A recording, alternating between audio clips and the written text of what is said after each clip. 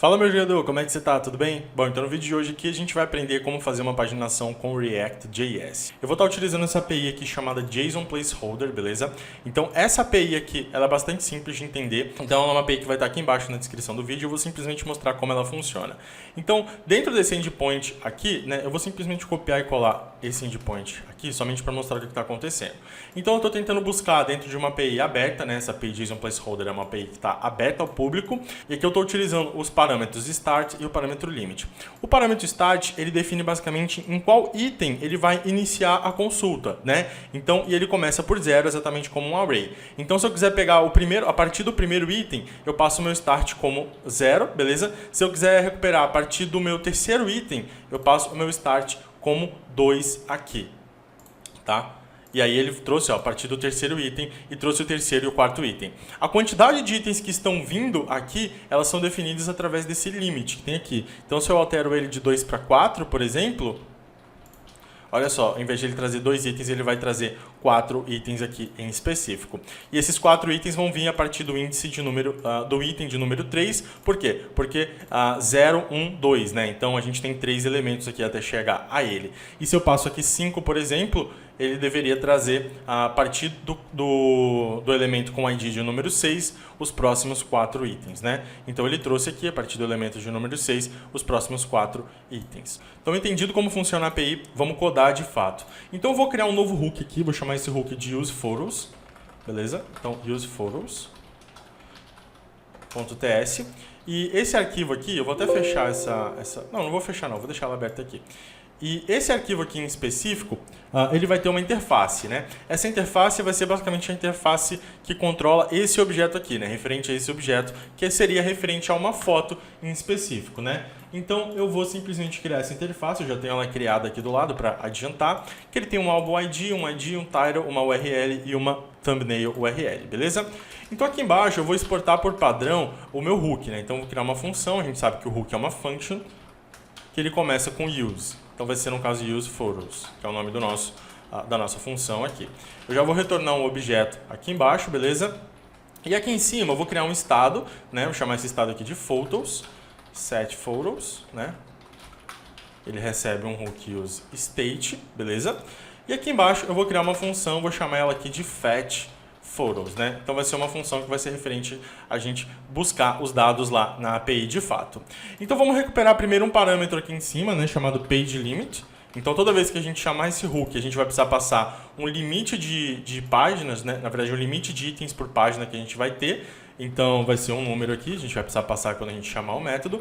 E toda vez que a gente chamar esse método fetchPhotos, né, aí sim a gente vai precisar passar uma página na qual a gente vai querer paginar, né? Essa página aqui vai ser um número, beleza?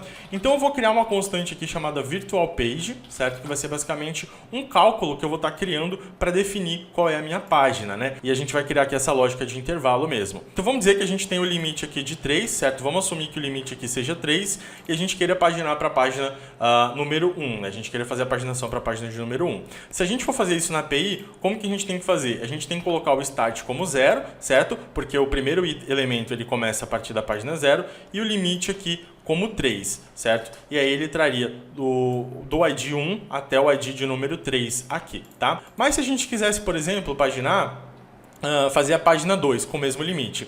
A página 2 a gente teria que paginar a partir do item de número 2, como a gente já viu, certo? Porque aí sim ele pegaria do item 3, certo? Até ao item 5, ok? Porque 3, 4 e 5 aqui. E aí se eu quisesse paginar para a página de número 3, certo? Eu teria que pegar os meus elementos do índice 6, certo? Do ID de número 6 até o ID de número 8. Então eu teria aqui a página para inicializar no número 5, certo?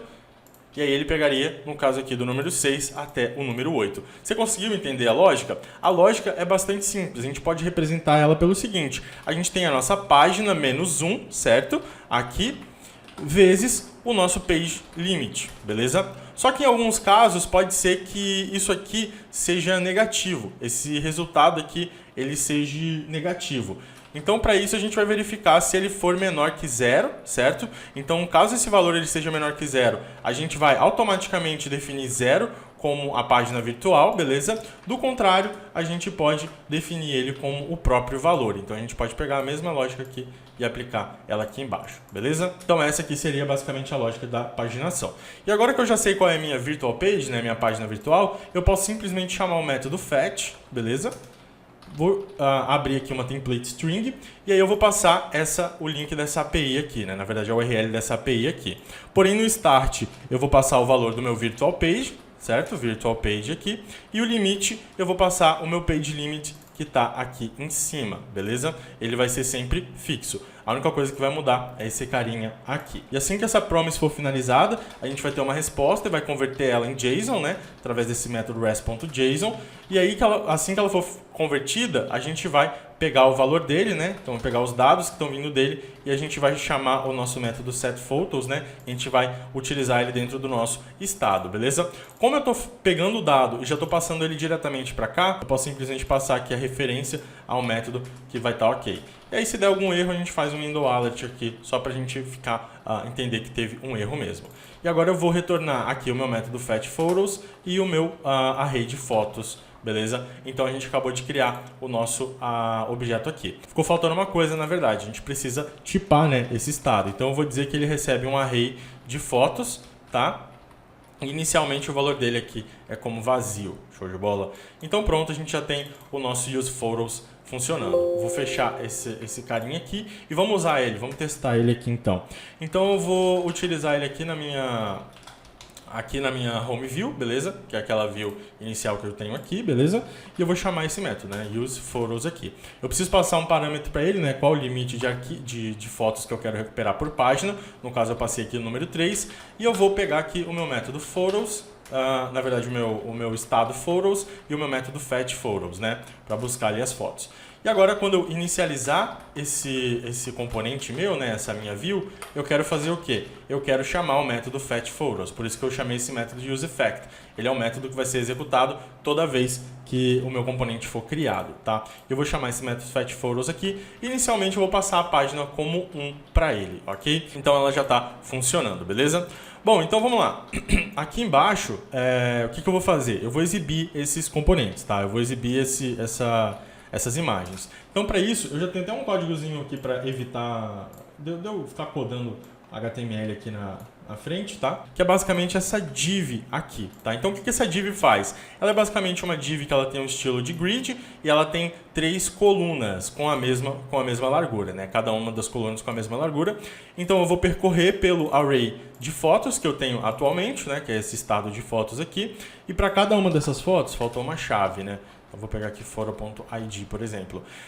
Então, para cada uma dessas fotos que eu tenho, eu vou retornar uma imagem, tá? Aqui. Dessa forma aqui.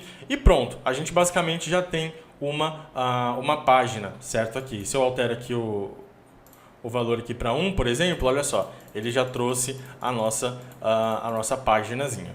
E aí, se eu coloco aqui, por exemplo, 4, ele já vai trazer os itens da página de número 4 ali. Então, vou deixar como 1. Beleza, então agora a gente já fez essa lógica, né, de recuperar as fotos. Está na hora da gente fazer a lógica da paginação em si. Então, para fazer a paginação, o que eu vou fazer? Eu vou criar um novo hook aqui, vou chamar ele de usePagination, beleza? Bom, e dentro desse hook eu já vou começar exportando ali por padrão, né? Então, uma função. Então, vamos lá. Eu já sei que eu vou precisar utilizar aqui, então, o location, beleza? Então, eu vou precisar do location, que ele é um hook que a gente tem useLocation, beleza? Esse hook está disponível através do React Router DOM, ok?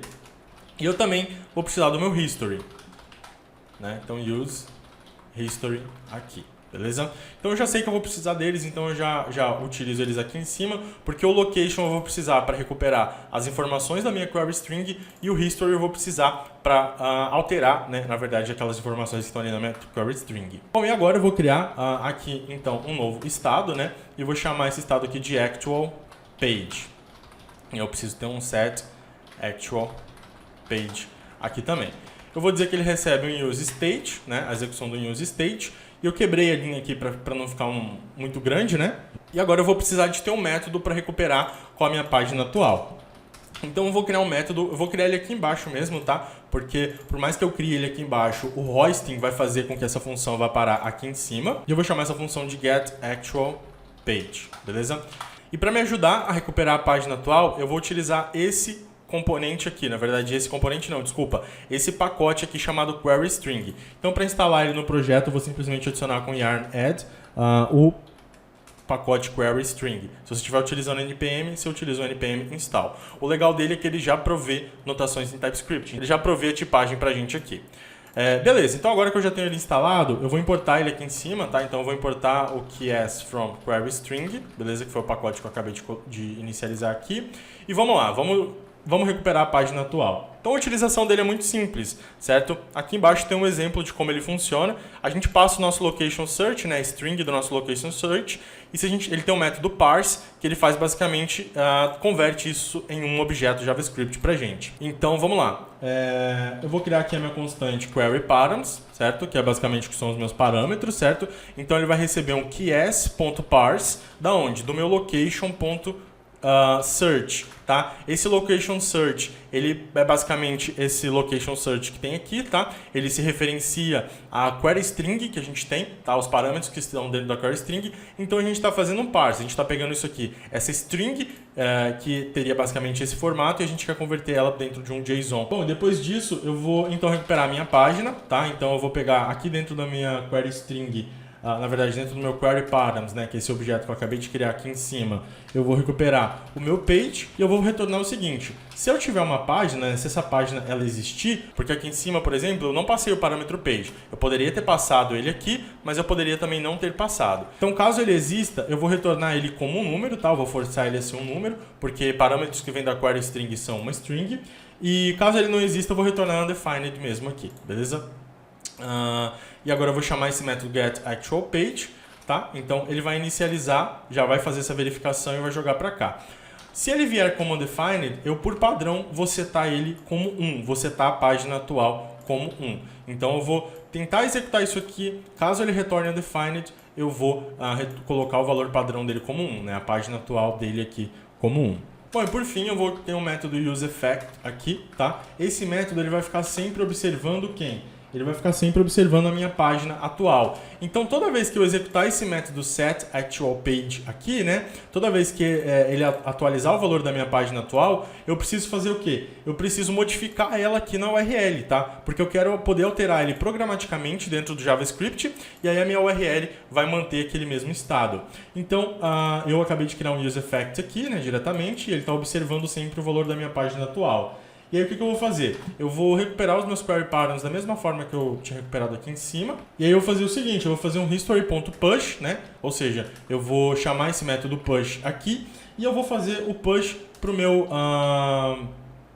meu search, né? Eu vou alterar somente o meu search aqui e vou dizer que ele recebe o quê? Ele recebe o método QS.stringify, tá? Então a gente vai pegar agora um objeto JavaScript e a gente vai transformar ele em quê? A gente vai transformar ele numa string, né? A gente vai fazer o processo inverso do parse que a gente tem aqui, certo? E aí eu vou pegar aqui objeto. Eu vou pegar esse objeto que eu tenho, que é o query params atual, né? Vou manter todos os parâmetros que eu tenho. E a minha página, tá? Então eu vou passar um parâmetro page para ele aqui. Vou dizer que ela recebe a minha página atual que eu tenho aqui no JavaScript. E pronto, a gente acabou de finalizar aqui o nosso hook usePagination. Então eu vou simplesmente retornar um setActualPage, vou retornar o actualPage também. Exatamente, eu só preciso retornar esses carinhas aqui, né? Eu preciso retornar a minha página atual e um método que modifique ela, porque o restante esse hook está fazendo, né? Isso aqui o hook já está fazendo. E agora o que eu vou fazer? Eu vou fazer a parte da paginação aqui embaixo, né? Vou colocar os elementos aqui embaixo da paginação. Então eu vou criar uma nova div aqui, beleza? Ela vai ter um estilo aqui de display flex e justify content, né? Justify content. Flex end, então os itens vão ficar alinhados aqui à direita, beleza? E aí agora eu vou criar um array, certo? Com uma quantidade aleatória de itens aqui, beleza? Eu vou deixar aqui como 5 itens e eu vou preencher eles com uma string vazia. E agora eu vou chamar o método map, né, para mapear cada um desses itens aqui. E eu vou pegar somente o index deles, né? Só o índice deles que estão me interessando nesse momento, porque isso aqui é um array falso, tá? Isso aqui seria basicamente a mesma coisa que eu criar um array com 5 itens vazios, certo? ele surtiria o mesmo efeito aqui, só que eu consigo fazer isso de forma programática dessa forma. E aí eu vou fazer o seguinte, eu vou retornar alguns botões, certo? Vou retornar alguns botõezinhos aqui. E esses botões vão ter o meu index mais 1, né? Porque o índice ele começa por 0, então se eu faço isso aqui, olha só, ele vai começar 0, 1, 2, 3, 4. Aí se eu acrescento 1 sempre nele, ele vai de 1 ao 5, né? Index mais 1, no caso. Ele vai do 1 até o 5, beleza? E eu vou adicionar também uma chave, né, para eles, para cada um desses itens precisa ter uma chave, quando a gente está percorrendo. E eu vou adicionar uma propriedade onClick. E esse onClick vai receber exatamente o quê? Ele vai receber aquele método que a gente criou, né, aquele método setPage. E da onde? Do nosso hook usePagination, beleza? Então aqui agora eu tenho o método, eu tenho na verdade o actualPage, né, que é a página atual, e o nosso método setActualPage. Então eu vou simplesmente fazer o método setActualPage, né, para ele passar para a página atual do meu index mais 1 também, né, porque a gente não vai para a página 0, a gente vai para a página de número 1. Vamos atualizar aqui e olha o que aconteceu. Mesmo que eu remova da URL essa página igual a 1, quando eu carrego a página, ele já definiu a página como 1, porque foi a lógica que a gente utilizou aqui dentro do nosso useEffect, beleza? E aí se eu clico no número 2, olha só, ele já foi para a página de número 2. Se eu clico no número 3, foi para a página de número 3, 4, 5 sucessivamente, e eu consigo ir voltando aqui, porque ele foi persistindo isso tudo no meu histórico, beleza?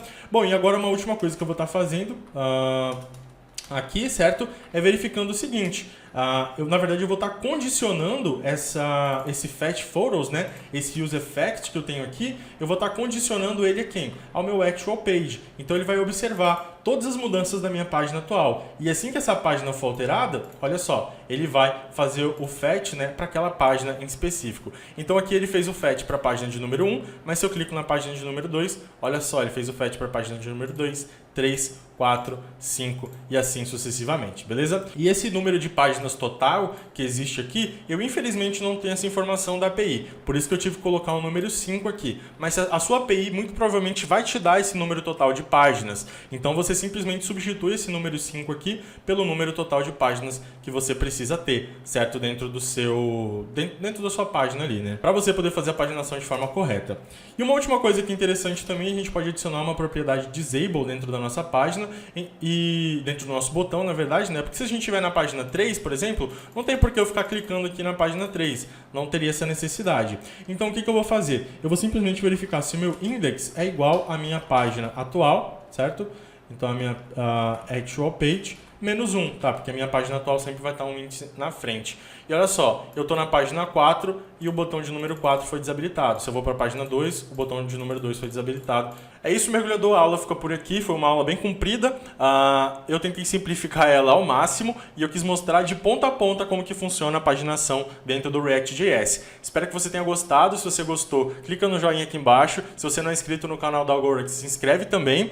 E se você chegou até aqui, significa que você está interessado em aprender React.js. O primeiro link que tem na descrição é de uma oferta imperdível para você aprender React.js. Então eu recomendo que você pelo menos dê uma olhada lá para você visualizar todos os benefícios que você vai ter com o nosso curso de React.js. Então é isso, vejo você na próxima aula.